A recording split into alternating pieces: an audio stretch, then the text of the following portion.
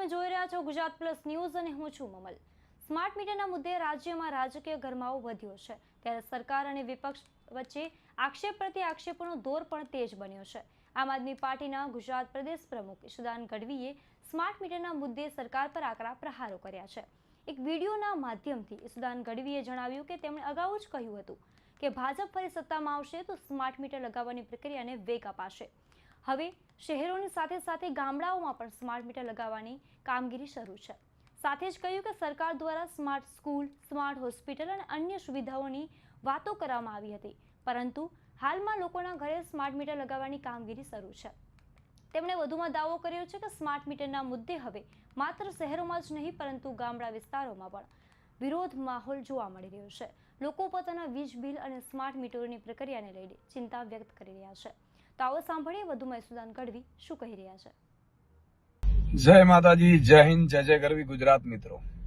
મિત્રો મેં ચૂંટણી પહેલા કહ્યું હતું કે જેવી ચૂંટણી પૂરી થશે અને ભાજપ જીતશે એટલે પહેલું કામ સ્માર્ટ મીટર નાખવાનું કરશે।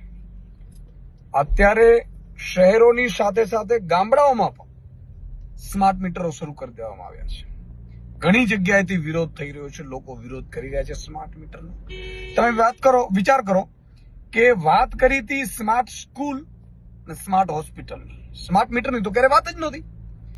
પણ મિત્રો, આપણે જયારે ખોબલે ખોબલે મત આપી છે જ્ઞાતિ, જાતિ, કાકા, મામા, નાના, ભાજપમાં જ એટલે આપવું પડે છે, એનું આ પરિણામ છે।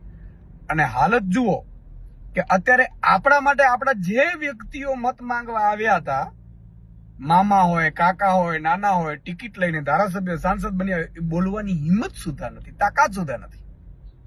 આજે ઘણી જગ્યાએ સ્માર્ટ મીટરનો વિરોધ થઈ રહ્યો છે।